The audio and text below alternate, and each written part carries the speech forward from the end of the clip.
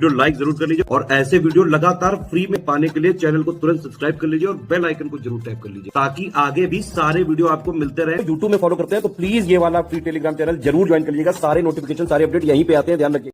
नमस्कार दोस्तों, current affairs की एक और वीडियो में मैं आशीष तिवारी स्वागत करता हूं आपका। देखिए, हम लोग करंट अफेयर्स के टॉपिक वाइज तो रिवीजन कर ही रहे हैं, साथ में एमसीक्यू भी कर रहे हैं। बहुत सारी जो चीज़ें हैं वो मैं आपको इस चैनल पर करा रहा हूं। साइंस की लिस्टिंग, साइंस के एमसीक्यू, ज्योग्राफी के एमसीक्यू, ठीक है। तो लगातार इसको फॉलो करिए और अपनी पढ़ाई को आप कंसिस्टेंट जरूर रखिए। कम से कम 10 घंटे की स्टडी होनी चाहिए इस टाइम आपकी, क्योंकि बहुत ही कम समय बचा है। अब लगभग आपके पास 1 महीना ही बचा है। तो कोशिश करिए आप एक दिन जिस सब्जेक्ट को उठाएं उसकी मौत बुला दे, उसको वहीं कब्र में दफन कर दें ना। एंशिएंट हिस्ट्री उठाई, एक दिन में ख़त्म कर दी, समझे। पॉलिटी उठाई, एक दिन में ख़त्म कर दी। क्विक रिवीजन, फास्ट रिवीजन चलना चाहिए। और एक बार कोशिश करिए सारे सब्जेक्टों पे एक बार नज़र पड़ जाए ना, कि ये नहीं यूपीजी के मिसलेनियस उन सब पे धूली जमी, उनको छुआ भी नहीं। एक बार सब कुछ देख लीजिएगा। चलिए, तो सबसे पहली रिपोर्ट है वर्ल्ड मिलिट्री एक्सपेंडिचर। तो आप तो देख ही रहो दुनिया में कितने युद्ध बुद्ध वाले बवाल चल रहे हैं, तो ये रिपोर्ट आपके लिए काफ़ी महत्वपूर्ण है। ये रिपोर्ट निकालती है सिप्री, यानी Stockholm International Peace Research Institute जो है, सिप्री, बस इतना याद रखो आपको, सिप्री निकालती है। तो सबसे ज़्यादा जो खर्च करता है सैन्य पे, वन एंड ओनली सभी को पता है, अमेरिका करता है भाई। और आप सुन के हैरान रह जाएंगे कि अमेरिका कितना करता है। अमेरिका अपनी मिलिट्री पे, आप ये समझिए, मतलब टोटल आर्मी पे 997 बिलियन डॉलर रुपए खर्च करता है। कितना? 997 बिलियन डॉलर। वहीं चीन की बात करें, चीन भी अपनी आर्मी पे, मतलब मिलिट्री पे 314 बिलियन डॉलर के आसपास खर्च करता है। फिर रूस की बात करें, आधा है, 149 बिलियन डॉलर। अब देखो फ़र्क बहुत कम होता जाता है। जर्मनी और इंडिया लगभग बराबर पे ही आ गए। इंडिया बहुत जल्दी इसको पीछे कर सकता है, क्योंकि भारत 86.1 बिलियन डॉलर खर्च करा है, भारत ने 86.1। तो अब देख लो यहाँ और यहाँ में अंतर कितना है। अब बताओ, अब कोई इनको पछाड़ पाएगा? 1000 बिलियन डॉलर जो अपनी सेना पे खर्च कर रहा है और काम कर रहे हैं, 80 बिलियन डॉलर उनका, ये एक मतलब 1/10 भी नहीं है। तो कैसे काम चल पाएगा? समझ रहे हो? मतलब क्या 1/10 86 है। अब देख सकते हो कितना ज़्यादा अंतर है। तो ये है ना, भारत 5वें नंबर पे आता है सिपरी में, ठीक है। और इंडिया अपनी जीडीपी का 2.5% खर्च करता है, 2.5%, ठीक है। ये ग्लोबल जो जीडीपी है, यानी वैश्विक सकल घरेलू उत्पाद का। और जीडीपी की बात करें तो 2.3%, ठीक है। चलिए, इसके बाद देखते हैं हम लोग ग्लोबल टेररिज्म इंडेक्स, विश्व आतंकवाद सूचकांक, जिसको इंस्टीट्यूट फॉर इकोनॉमिक पीस निकालता है, इंस्टीट्यूट फॉर इकोनॉमिक पीस। इसमें बुर्किना फासो जो है, ये नंबर 1 पे है, बुर्किना फासो। और आपको पाकिस्तान लग रहा होगा, पर वो 2 नंबर पे है पाकिस्तान, ठीक है। भारत की भी इसमें रैंकिंग 14 है। तो टॉप 3 है बुर्किना फासो, पाकिस्तान, सीरिया। कौन? Burkina Faso, Pakistan, Syria. India 14 number पे आता है इसमें। उसके बाद फिजिकल हेल्थ इंडेक्स, जो नीति आयोग द्वारा निकाला जाता है, राजकोषीय स्वास्थ्य सूचकांक। कौन निकालता है? नीति आयोग। सबसे पहले इसमें याद रखो कि उत्तर प्रदेश और एमपी ये फ्रंट रनर में डाले गए हैं। किस में डाले गए हैं? फ्रंट रनर श्रेणी में डाले गए हैं। और परफॉर्मर की श्रेणी में राजस्थान, बिहार, हरियाणा, ठीक। तो यूपी एमपी फ्रंट रनर में है, परफॉर्मर में राजस्थान, बिहार, हरियाणा है। अब देखिए, राजकोषीय स्वास्थ्य सूचकांक की अगर बात करें, टॉप 3 स्टेट कौन रहे फिजिकल हेल्थ इंडेक्स में? तो ओडिशा, छत्तीसगढ़, गोवा।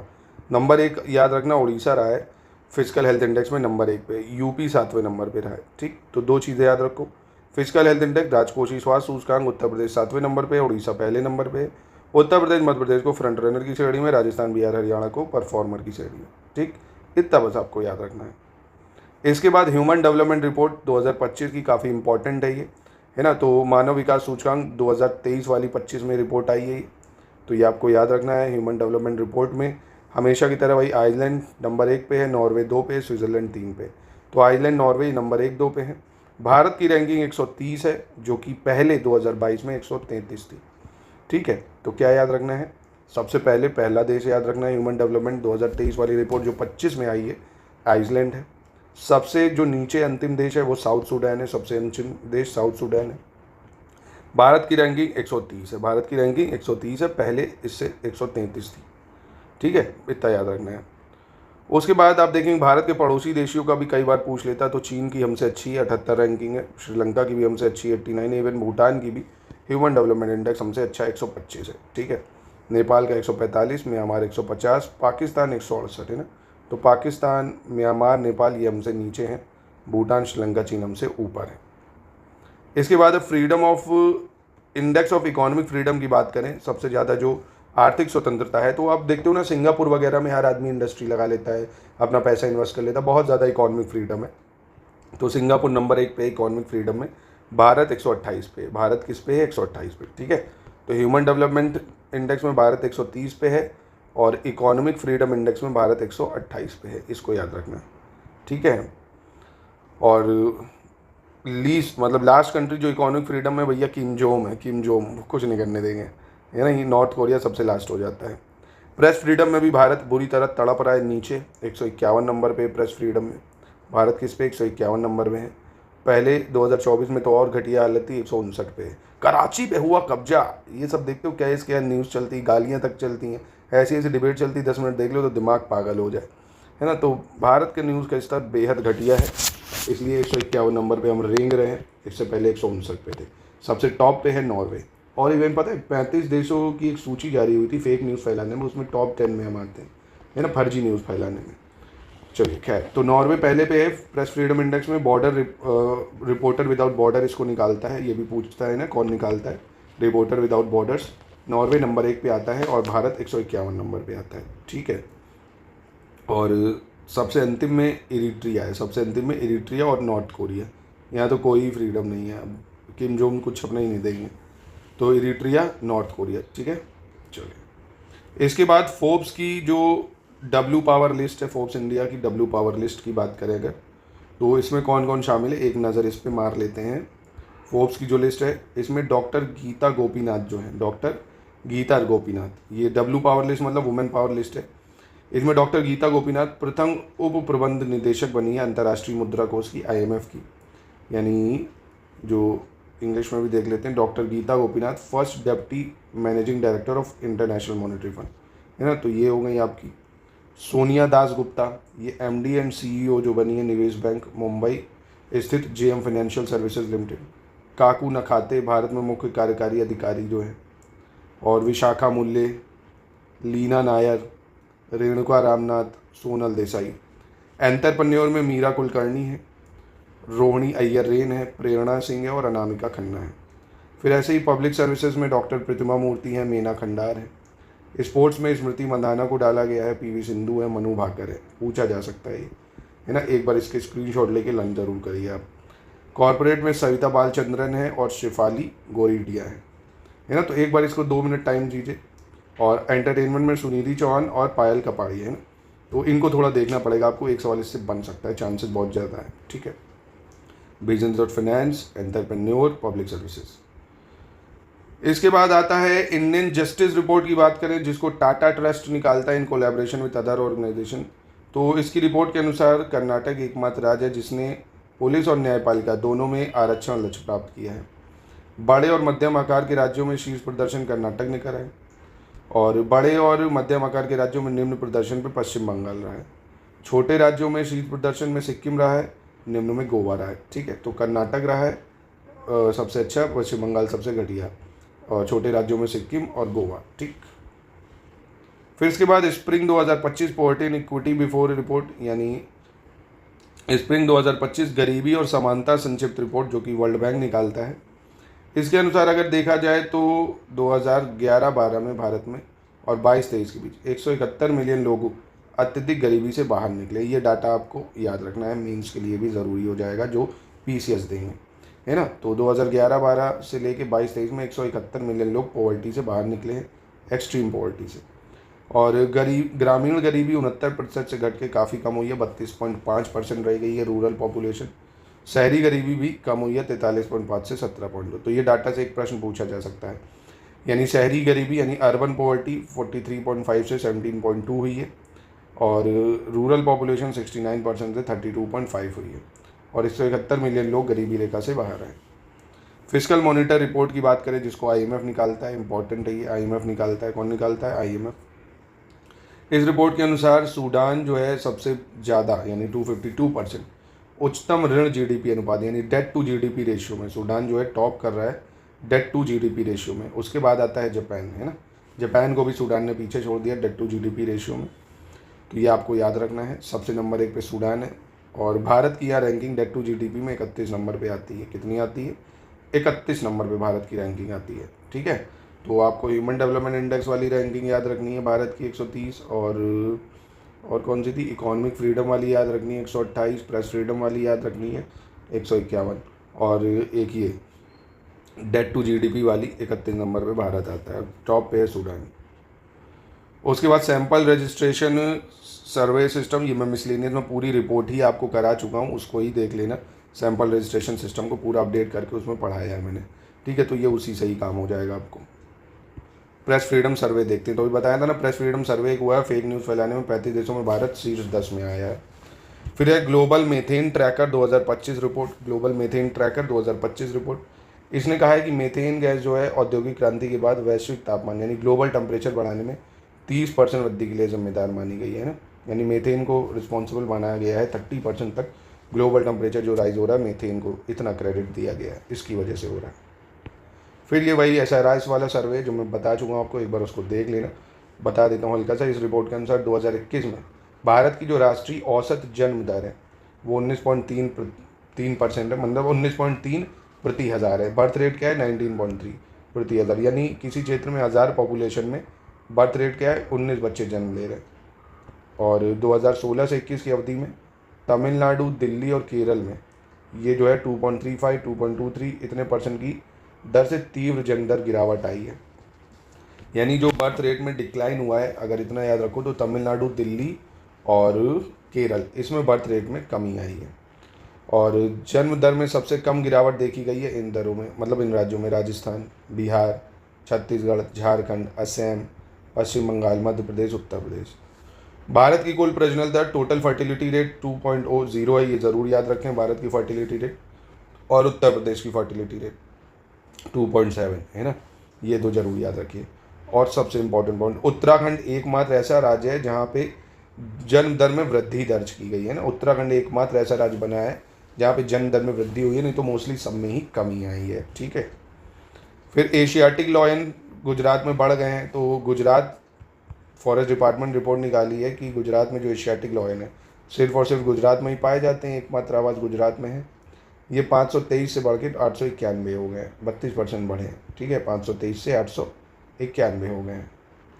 फिर FDI की बात आती है, नेट फॉरेन डायरेक्ट इन्वेस्टमेंट 2025 में अगर देखें तो RBI ये रिपोर्ट निकालता है, भारत में बहुत तेज़ी से डिक्लाइन हुआ है FDI, यानी net foreign direct investment in India decline by more than 96%, मतलब 96% से अधिक घट गया है। 0.05 बिलियन रह गया है। कितना, 0.4 बिलियन डॉलर, 0.4 बिलियन डॉलर। और कहाँ 2024 में 10 बिलियन डॉलर था, तो FDI देखो कितना गिरा, 24 में 10 था और 25 के फाइनेंशियल में 0.4 ही रह गया। और 2023 में तो और ज़्यादा आया था, 28 बिलियन डॉलर था, तो 28 से 10 आया, 10 से 0.04 आ गया, टाइम फिस हो गई। समझे मेरी बात। और सबसे इम्पोर्टेंट, भारत में सबसे ज़्यादा FDI जो है 75% से ज़्यादा सिंगापुर, मॉरिशस, संयुक्त अरब अमीरात, नीदरलैंड, अमेरिका से आता है। कहाँ से, सिंगापुर, मॉरिशस, संयुक्त अरब अमीरात, नीदरलैंड, अमेरिका। अब देखिए सिंगापुर और मॉरिशस, पता है आपको यहाँ पे कितनी शेल कंपनियाँ हैं, मतलब यहाँ पे नेताओं के इतना पैसा होगा ना कि अगर निकाल ले तो पूरा सिंगापुर ख़त्म हो जाए। मतलब सबसे ज़्यादा पैसा नेताओं का ही हो गया भारत में। जो काला धन वगैरह होता है ना, वो सब शेल कंपनियाँ हैं। शेल कंपनियाँ वहाँ पे क्या है ना, लाइक अभी बात बताया आपको, इकोनॉमिक फ्रीडम काफ़ी अच्छी है वहाँ। अब इकोनॉमिक फ्रीडम अच्छी है, जो चाहे वहाँ पैसा इन्वेस्ट करे, कोई भी लाइसेंसिंग इतना सारा झमेला नहीं है जितना भारत में है, तो इसलिए हर आदमी यही इन्वेस्ट करता है जाके, भारत का पैसा सब काला धन नहीं पड़ा। तो ये थी मई की रिपोर्ट, ठीक है। अब हम लोग अप्रैल की देखते हैं। तो अप्रैल में सबसे पहले ही जो है वो है हुरून ग्लोबल रिच लिस्ट, जिसको हुरून ही निकालता है। यानी ग्लोबल रिच लिस्ट में सबसे ज़्यादा कौन आ रहा है, एलॉन मस्क आ रहे हैं 420 बिलियन डॉलर के साथ। फिर जेफ बेजोस हैं और फिर मार्क जुकरबर्ग है, ठीक है। यानी सबसे नंबर 1 पे Elon Musk, Jeff Bezos, mark Zuckerberg. शीर्ष 10 में कोई भी भारतीय अरबपति नहीं है। अब क्योंकि भारतीयों में इतना ज़्यादा कुंठा, इतनी जलन है ना, खुद कुछ कर नहीं पाते, दूसरों जलते हैं। अभी अडानी अमीर होगा, अंबानी होगा, जलेंगे। अरे यार कोई तो बढ़ने दो, क्या दिक्कत है, आप भी कमाओ।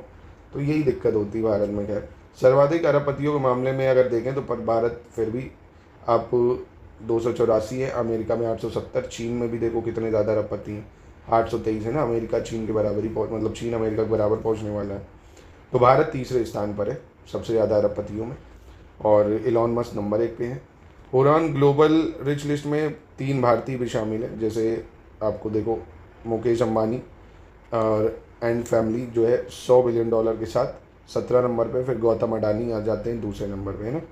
तो मुकेश अंबानी है, गौतम अडानी है, रोशनी नादार एंड फैमिली है $40 बिलियन के साथ। तो महिलाओं के लिए हुरॉन ग्लोबल रिच लिस्ट में सीट्स 10 में प्रवेश करने वाली पहली भारतीय महिला बनी है कौन? HCL टेक्नोलॉजी की जो चेयरपर्सन है रोशनी नादार, है ना। ये रोशनी नादार जो है HCL की जो चेयरपर्सन है। और रोशनी नादार भारत की सबसे अमीर महिला एवं देश की सबसे तीसरी अमीर व्यक्ति हैं रोशनी नादार। ये नाम ज़रूर याद रखना आप। इसके बाद इकोनॉमिक आउटलुक की बात करें, ये भी IMF निकालता है। इकोनॉमिक आउटलुक कौन निकालता है? IMF निकालता है। वैश्विक विकास परिदृश्य के हिसाब से 2025 में 2.8% रहा है ना। यानी जो ग्लोबल ग्रोथ है 2.8% रहेगी, 26 में 3% रहेगी। और भारत की ग्रोथ रेट 6.2% 25 में, 26 में 6.3। ये जरूर याद रखना कि भारत की ग्रोथ रेट 6.2 रहेगी 25 में, 6.3 रहेगी 26 में। वर्ल्ड इकोनॉमिक आउटलुक निकालता कौन है? IMF। फिर वर्ल्ड एयर क्वालिटी रिपोर्ट, ये IQ एयर द्वारा निकाला जाता है, विश्व गुणवत्ता रिपोर्ट। इसमें क्या है, भारत 2023 में तीसरे स्थान पर था, जो कि 2025 में 5वें स्थान पर आ गए, है ना। तो हम जो है वायु की जो गुणवत्ता है उसको सुधारा है, तीसरे से 5वें पे आ गए, है ना, थोड़ा सुधार करके। और शीर्ष 5 जो है वो कौन है भैया? चैड सबसे जो है नंबर 1 पे आता है। फिर बांग्लादेश है, पाकिस्तान है ना। यानी पॉल्यूटिंग में देखें अगर वायु गुणवत्ता में चैड, बांग्लादेश, पाकिस्तान। चैड, बांग्लादेश, पाकिस्तान। कौन? चैड, बांग्लादेश, पाकिस्तान। इंडिया जो है वो 5वें नंबर पे इसमें आता है। और विश्व के शीर्ष 6 सर्वाधिक प्रदूषित शहर की बात करें तो भारत का बर्नीहाट सबसे प्रदूषित है, भारत का बर्नीहाट। फिर दिल्ली आ जाता है। कजाकिस्तान का कारांगाड़ा है, भारत का मुलामपुर है, पाकिस्तान का लाहौर है। फरीदाबाद है, भारत का लोनी है, भारत का नई दिल्ली है ना। तो विश्व के शीर्ष 6 सर्वाधिक प्रदूषित जरूर याद रखो। बर्नीहाट जरूर याद रखो, सबसे पहला भारत का बर्नीहाट। और ये बर्नीहाट है कहाँ पे? मेघालय में, ठीक है। कहाँ पे है? मेघालय में है, जरूर याद रखना। चलो इसके बाद देखते हैं list of 100 most influential people in the world. 2025 के लिए दुनिया के 100 सबसे प्रभावशाली लोगों की सूची टाइम मैगजीन ने निकाली है। कोई भी भारतीय टाइम मैगजीन की सूची में शामिल नहीं है। मोदी जी मोए मोए हो गया। टाइम मैगजीन द्वारा 100 सबसे प्रभावशाली लोगों की जो सूची है उसमें Donald Trump, Elon Musk, Bangladesh के मुख्य सलाहकार मोहम्मद यूनुस समेत विश्व के प्रमुख नेताओं को शामिल किया गया है। कोई भारतीय इसमें नहीं आया है, समझ लो। और वर्टेक्स फार्मास्यूटिकल्स की भारतीय मूल की जो CEO है रेशमा केवरनामी, ये शीर्ष 100 की सूची में आई है। तो मतलब 100 मोस्ट इन्फ्लुएंशियल में मोदी जी को स्थान नहीं मिल पाया है। फिर आता है India social security coverage report, Bharat का सामाजिक सुरक्षा कवरेज, जिसको ILO निकालता है, इंटरनेशनल लेबर ऑर्गेनाइजेशन निकालता है। India social security coverage, Bharat का सामाजिक सुरक्षा कवरेज। इसमें क्या है, इस रिपोर्ट के अनुसार भारत का जो सामाजिक सुरक्षा कवरेज है 2021 में 24.4% की तुलना में 24 में डबल हो गया है, ठीक है। बेरोजगारी दर 17-18 में 6% घटकर 3.2% हो गई है। ये सब डाटा देखिए, PCS का जो एग्ज़ाम देगा ना बच्चा, उसके मेंस के लिए बहुत ज़्यादा ज़रूरी रहता है सोशल जस्टिस में, पॉवर्टी वगैरह से रिलेटेड सवालों के लिए। तो इनको ज़रूर नोट करके रखा करो। महिलाओं के कार्यबल में भागीदारी 22% से बढ़कर 40.3% हुई है ना। यानी महिला का पार्टिसिपेशन बढ़ा है। और बेरोजगारी दर 6% से 3.2% हुई है। सामाजिक सुरक्षा कवरेज भी 48.8% हो गया 24.4 से। फिर आता है education and nutrition learn to eat well report. Education and nutrition learn to eat well report कौन निकालता है? यूनेस्को निकालता है। कौन निकालता है? यूनेस्को। यूनेस्को ने मार्च 2025 में फ्रांस द्वारा आयोजित विकास के लिए पोषण शिखर सम्मेलन के दौरान ये रिपोर्ट जारी की है। तो बस इतना याद रखो, यूनेस्को निकालता है। इसके बाद है टेक्नोलॉजी एंड इनोवेशन रिपोर्ट, प्रौद्योगिकी और नवाचार रिपोर्ट। ये निकालता है United nation conference on trade and development, यानी संयुक्त राष्ट्र व्यापार और विकास, UNCTAD। संयुक्त राष्ट्र व्यापार और विकास निकालता है टेक्नोलॉजी एंड इनोवेशन रिपोर्ट। अब इसमें क्या है, इंडिया की रैंक जो है अग्रणी प्रौद्योगिकी के लिए किसी देश की तत्परता को मापने वाले सूचकांक में भारत 170 देशों में 36वें नंबर पर है ना। तो इस सूची में प्रौद्योगिकी और नवाचार में भारत 36वें नंबर पर आता है। किस पे? 36वें पे। और 2024 में फ्रंटियर टेक्नोलॉजी के लिए तत्परता सूचकांक में 36वें स्थान पर है, जो कि 22 में 48वें स्थान पर थे, है ना। यानी अब हम 36 पे हैं, पहले थे 48 पे। फिर panchayat advancement index baseline report, panchayat उन्नति सूचकांक बेसलाइन रिपोर्ट की बात करें जो मिनिस्ट्री ऑफ पंचायत निकालती है, पंचायती राज मंत्रालय। तो इसमें क्या है, इसमें ये करा गया है, जो पंचायती राज मंत्रालय उन्होंने इसको निकाला है, देश में 2,50,000 से अधिक ग्राम पंचायतों की प्रगति को मापने के लिए। तो राज्यवार अगर देखें तो गुजरात 346 फ्रंट रनर श्रेणी वाली ग्राम पंचायतों के साथ आगे है, यानी गुजरात जो है पंचायती राज श्रेणी में सबसे आगे है। दूसरे स्थान पर तेलंगाना आता है, दूसरे पे तेलंगाना है। और अधिक संख्या में बेहतर मानक प्रदर्शन करने में गुजरात नंबर 1, महाराष्ट्र, तेलंगाना और एमपी और उत्तर प्रदेश ये आते हैं। ठीक है, बस इसको देख लेना। अब जैसे ये है इन PAI स्कोर पंचायती राज का है, तो इसको इतना आपको बस हल्का फुल्का नज़र मार सकते हो एक बार, इतना ज़रूरत नहीं पड़ेगी आपको।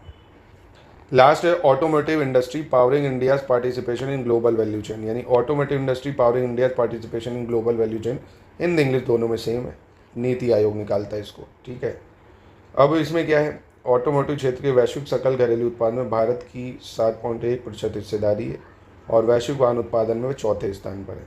यानी इंडिया का जो शेयर है ग्लोबल ऑटो पार्ट्स बिजनेस में वो 3% है सिर्फ, और हम चौथे स्थान पर हैं। किस में है? चौथे स्थान पर है। ठीक है, बस इतना याद रख लो। तो आई होप आपको बढ़िया मज़ा आ गई होगी। ये अप्रैल का हो गया, अब चलिए मार्च पे चलते हैं। अब देखते हैं मार्च की रिपोर्ट। देखिए, तो मार्च में वर्ल्ड हैप्पीनेस रिपोर्ट ये देखते हैं। जैसे अभी ह्यूमन डेवलपमेंट रिपोर्ट देखी आपने, अब देखते हैं हम लोग वर्ल्ड हैप्पीनेस रिपोर्ट।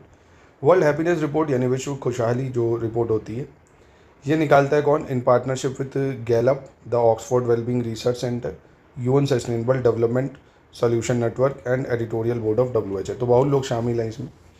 और इसकी जो रिपोर्ट है, इसमें भारत की रैंकिंग 118 है। फिनलैंड लगातार 8वीं बार से नंबर 1 पे है। तो लगातार 8वीं बार से फिनलैंड नंबर 1 पे, इंडिया 118 पे है। और ये रिपोर्ट जो है 6 मानकों को देखती है। किन 6 पैरामीटर्स को देखती है?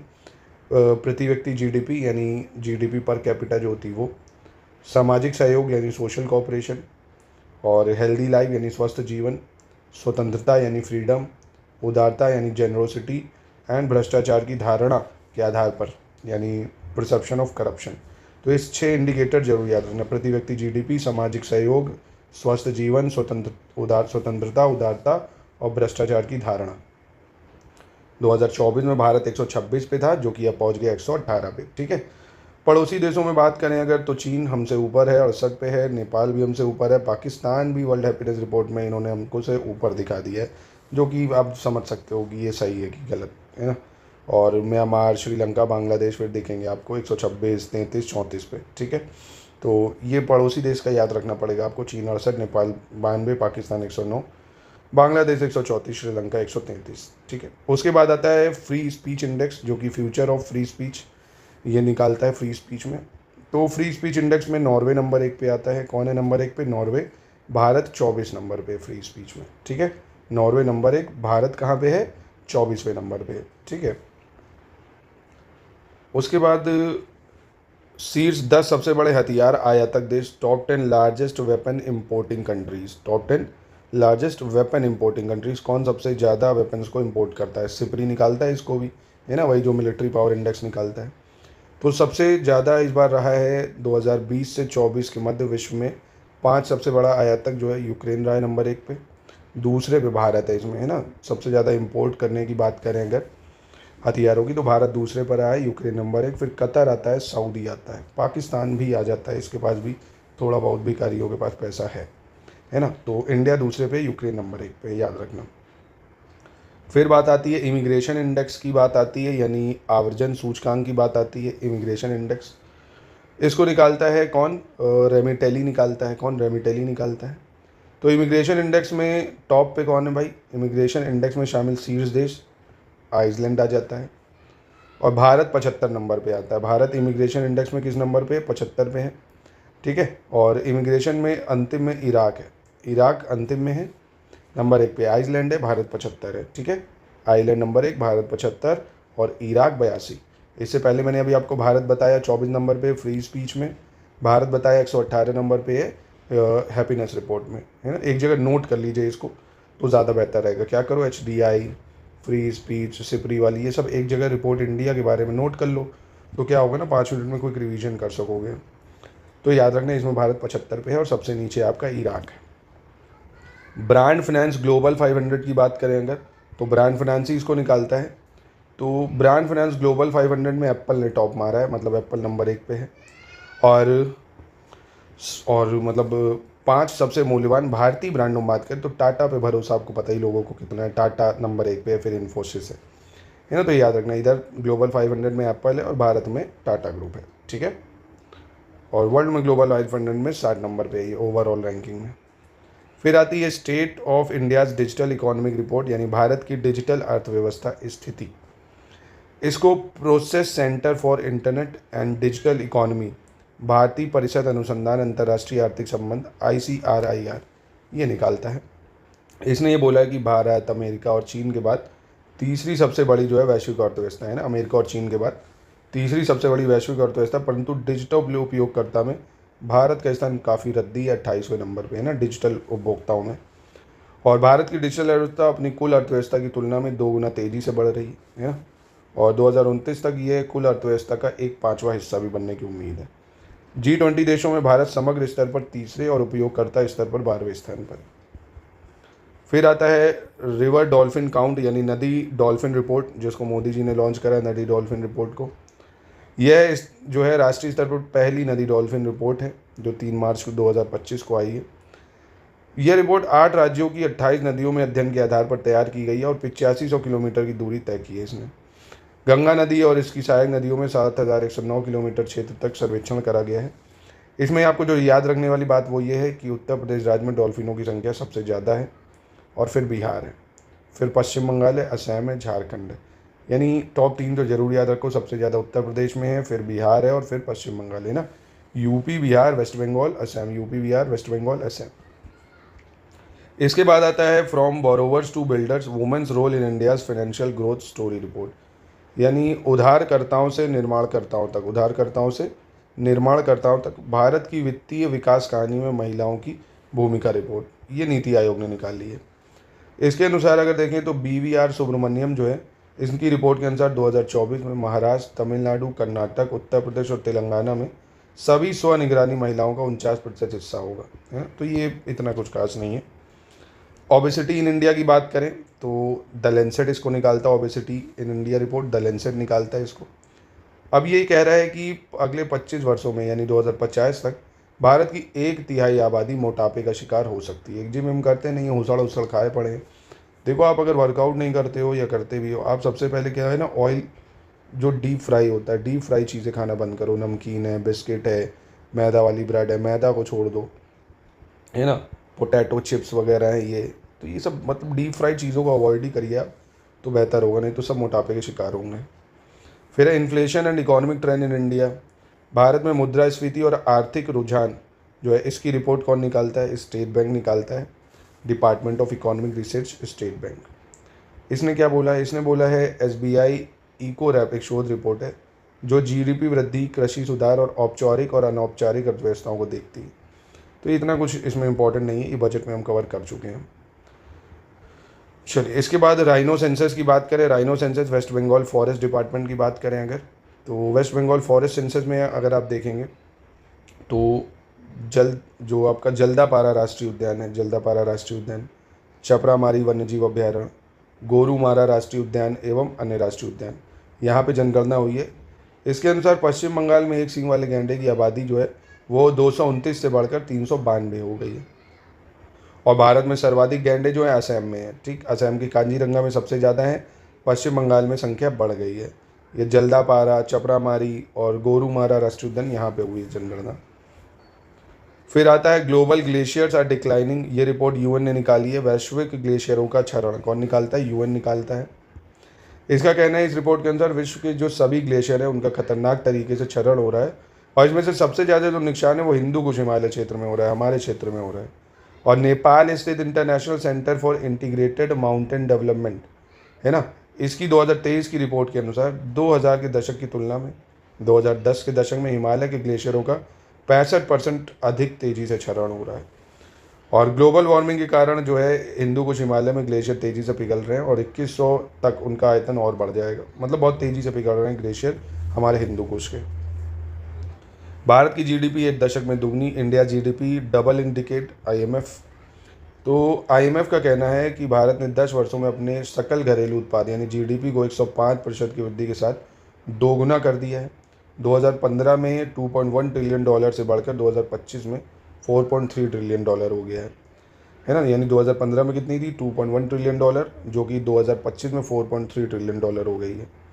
इस आंकड़ों के अनुसार भारत अब अमेरिका, चीन, जर्मनी और जापान के बाद विश्व में जीडीपी के मामले में 5वां बड़ा देश है। बट हाल ही में ऐसी खबर आई है कि अमेरिका, चीन, जर्मनी, अब भारत चौथे पे आ गया। जापान को भी सरपास कर दिया इंडिया ने, क्योंकि जापान हमसे पीछे हो चुका है ना, याद रखिएगा इसको। चलिए, तो ये आपका मार्च का हो गया। अब देख लेते हैं फरवरी की रिपोर्ट्स। ठीक, तो सबसे पहले आता है करप्शन परसेप्शन इंडेक्स, यानी भ्रष्टाचार बोध सूचकांक, जो कि ट्रांसपेरेंसी इंटरनेशनल निकालता है। कौन निकालता है? Transparency international. तो सबसे कम करप्शन में देखा जाएगा डेनमार्क आपका, फिनलैंड, सिंगापुर, है ना। भारत आता 96 में, जो जितना नीचे वो उतना करप्ट। तो डेनमार्क यहाँ पे भी टॉप में है। ठीक है, डेनमार्क हो जाएगा, फिनलैंड हो गया यहाँ पे, और भारत का 96वां स्थान है। 2023 में जो था भारत का 93 स्थान था। तो मैं फिर से कह रहा हूँ, एक बार इंडिया की सारी रैंकिंग एक जगह प्लीज़ नोट डाउन कर लीजिए। तो ये हो गई आपकी इंडिया की रैंकिंग 2023 की 93, अब है 96। ठीक, और इसको निकालता है करप्शन परसेप्शन इंडेक्स को, ट्रांसपेरेंसी इंडेक्स। सबसे नीचे साउथ सूडान, दक्षिण सूडान। और हाँ, एक चीज़ और ये भी याद रखना, भारत के साथ साथ जैम्बिया और मालदीव ये भी जो है 96 पे ही है। कौन कौन? मतलब स्कोर 38 के साथ 96 स्कोर पे ही है भारत, गाम्बिया और मालदीव। उसके बाद आता है भारत में सबसे ज़्यादा रक्षा बजट वाले शीर्ष 10 देश। तो ये तो अभी बताया मैंने ना कि अमेरिका, चीन, रूस, भारत। इसके बाद विश्व के 10 शक्तिशाली देशों में कौन सा मिले भाई? तो ऑब्वियसली अमेरिका आएगा, चीन आएगा, रूस आएगा। भारत को 12वां स्थान मिला है ना। दुनिया के 10 सबसे शक्तिशाली देशों में फोर्ब्स में भारत टॉप 10 में नहीं आया है, 5 में जगह मिली है। टॉप 5 आप देख सकते हो, जर्मनी, यूके, रूस, चाइना, अमेरिका है। फ्यूचर ब्रांड इंडेक्स की बात करें, जिसकी फ्यूचर ही ब्रांड निकालता है। इसमें फ्यूचर ब्रांड में इंडिया की जो 2 कंपनी है, मतलब फ्यूचर ब्रांड इंडेक्स में इंडिया की तो आप देख सकते हो, रिलायंस इंडस्ट्रीज़ को टॉप 2 में जगह मिल गई है ना, मतलब 2 में आ गई है। बाकी सैमसंग नंबर 1 पे है फ्यूचर ब्रांड इंडेक्स में, सैमसंग 1 और रिलायंस इंडस्ट्रीज़ 2। आप देखेंगे 2013 में ना रिलायंस इंडस्ट्रीज़ मतलब 2023 में 13वें स्थान पे थी, जिसने काफ़ी अच्छा चेंजमेंट लाया, नंबर 2 पे आ गई है। उसके बाद जनवरी 2025 तक सर्वोच्च अनुमोदन रेटिंग वाले विश्व के शीर्ष 10 नेता, यानी top 10 world leader with the highest approval rating. यहाँ पे मॉर्निंग कंसल्ट आते हैं नंबर 1 पे। तो सर्वोच्च अनुमोदन रेटिंग वाले शीर्ष 5 नेता में नरेंद्र मोदी जी हमारे पहले स्थान पर रहे लगातार तीसरी बार। मैक्सिको के राष्ट्रपति क्लाउडिया शिनबॉम, तो ये पूछ सकता है आपसे, इनके राष्ट्रपति भी याद रखना, मैक्सिको के राष्ट्रपति क्लाउडिया शिनबॉम।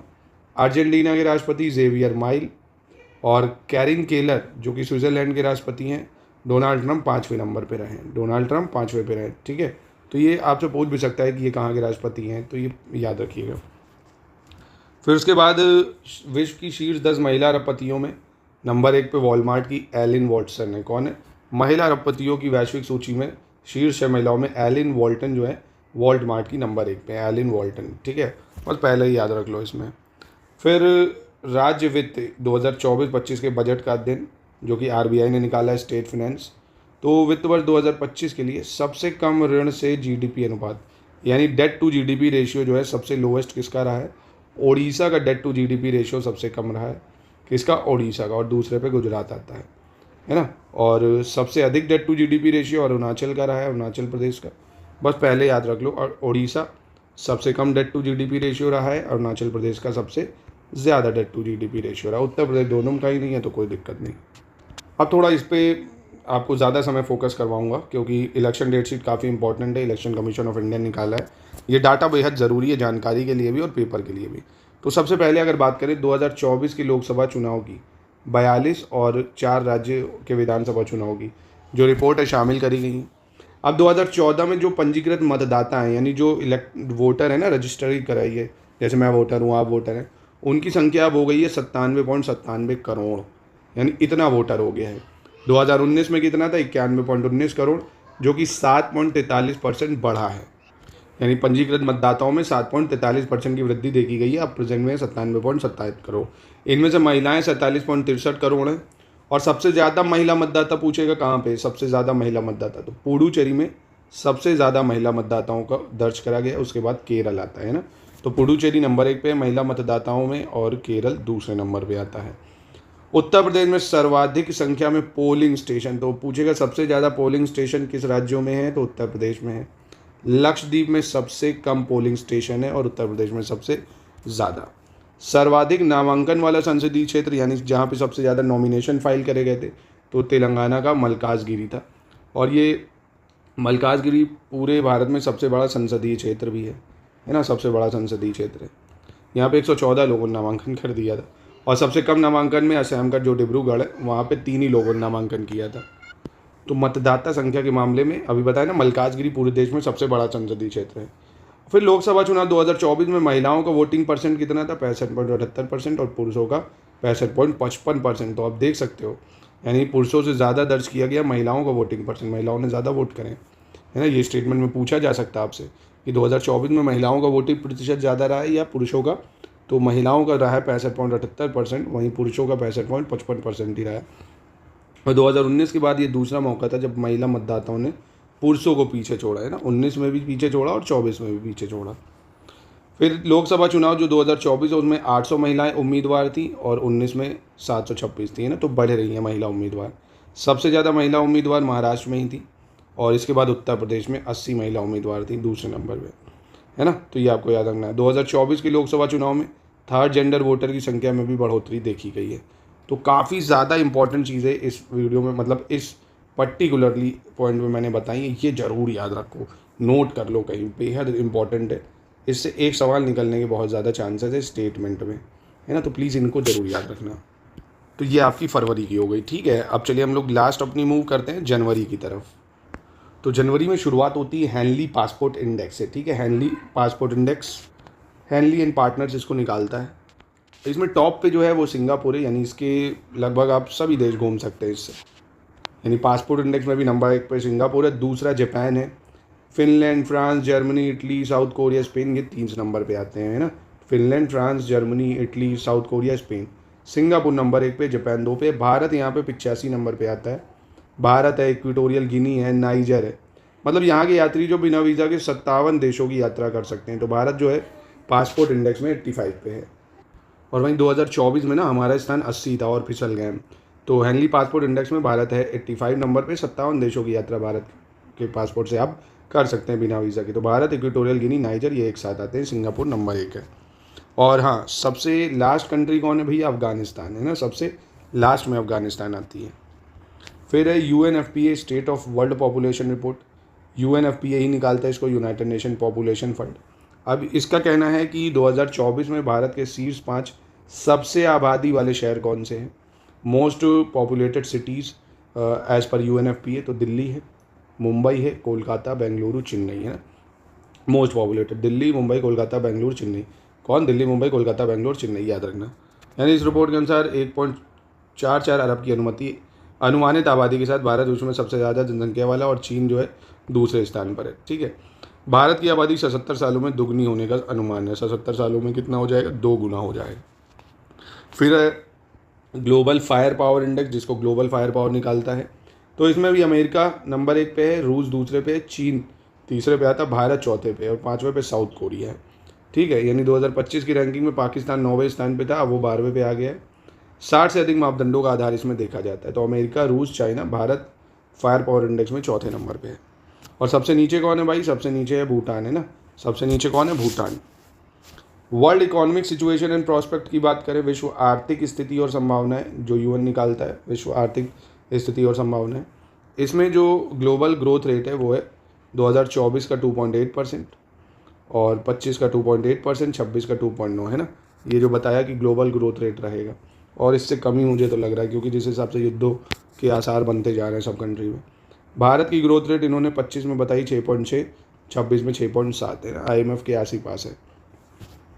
फिर ग्लोबल इकोनॉमिक प्रोस्पेक्ट, जिसको वर्ल्ड बैंक निकालता है, बहुत इंपॉर्टेंट पूछता है कि ग्लोबल इकोनॉमिक प्रोस्पेक्ट रिपोर्ट कौन निकालता है? वर्ल्ड बैंक निकालता है। वर्ल्ड इकोनॉमिक सिचुएशन प्रोस्पेक्ट कौन निकालता है? UN निकालता है। ये बहुत इंपॉर्टेंट है कि निकालता कौन है। इसने क्या बोला है भैया? इसने बोला है कि भारत की जो GDP है वो 25-26 में 6.7 रहेगी, 26-27 में भी 6.7 रहेगी, सेम बताया है। और ग्लोबल वैश्विक वृद्धि दर 2.7 बताया है, ठीक है। तो ये आंकड़े कम, ये जरूर याद रखो ना, क्योंकि इतना आंकड़ा ये मुश्किल है, पूछा जाता है। पर एग्जामिनर सन की है तो पूछ भी सकते हैं ना, तो कुछ आपको बता दी, याद कर लीजिए। ग्राउंड वाटर क्वालिटी रिपोर्ट, ये CR पाटिल जो केंद्रीय जल शक्ति मंत्रालय है उसके द्वारा लॉन्च करी गई है। क्या? Ground water quality.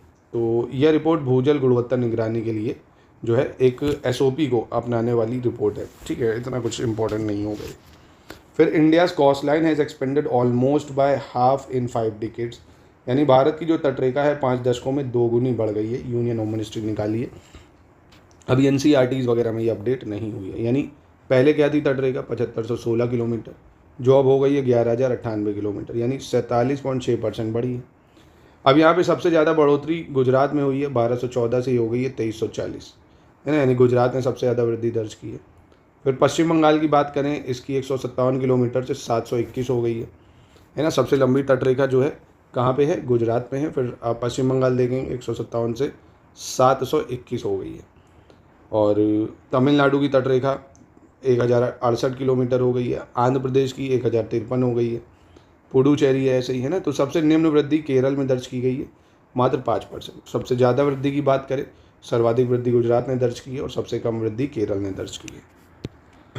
तो भारत के कोस्टल स्टेट्स इस बार आपसे पूछ सकता है क्रम में लगाने को, है ना, बड़े से छोटे में, तो इसको याद रखिएगा। तो ये बस आपको जनवरी की करनी है। ठीक है, काफ़ी इंपॉर्टेंट है। देखिए ये रैंक और रिपोर्ट जो मैंने बताई, इनसे आपको सवाल ज़रूर मिलेगा। और स्पेशली जो मैं सारे, देखिए 18 टॉपिक होते हैं ना करंट अफेयर्स में, सारे 18 के 18 टॉपिक मैं आपको नवंबर से लेके मई तक का रिवीजन करा रहा हूँ, और मैं आपको अक्टूबर का भी करा दूंगा अलग से, है ना। बस इतना आपको करना है, अक्टूबर से मई तक का। जून का करंट अफेयर्स आपको करने की ज़रूरत नहीं पड़ेगी, मई, बस इतना प्लीज़ अच्छे से कर लेना। अगर सिर्फ SCS के जितने करंट अफेयर्स है इसको अच्छे से फॉलो कर लिए तो आप आराम से 25 सवाल सही कर सकते हैं। 55 अगर हिंदी में आपने कर दिए तो 55 60 20 80 सवाल तो समझो यही हो गए, है ना। बाकी रीजनिंग के 5 तक आप कर सकते हो, सिंपल 85 पहुँच जाओगे। हिस्ट्री से कितने भी कम 10 तो कर ही लोगे भाई, 95 हो गए। पॉलिटी से मैं कह रहा हूँ कितने भी कम 10 यहाँ से भी कर सकते हो तो 105 तक पहुँच जाओगे। ज्योग्राफी में 15 क्वेश्चन तक आप कर सकते हो, 120 हो गए। UPGK है, मिसलेनियस है, साइंस है, इन सब के जो मैं करा रहा हूँ, अगर PYQ और टॉप क्वेश्चन इतने भी कर लोगे तो भी 20 तक इन तीनों से कर लोगे। कट ऑफ आराम से निकाल सकते हो अगर आप थोड़ा भी स्मार्ट स्ट्रेटजी करो, लिख के चीज़ों को करो, अपने टारगेट, अपनी स्ट्रैटेजी, ये एक जगह लिख के टेबल पे बैठ के आराम से प्रिपरेशन, मतलब अपने रिवीजन को कंसिस्टेंट करेंगे तो चीज़ें अच्छी हो जाएंगी आपकी तैयार।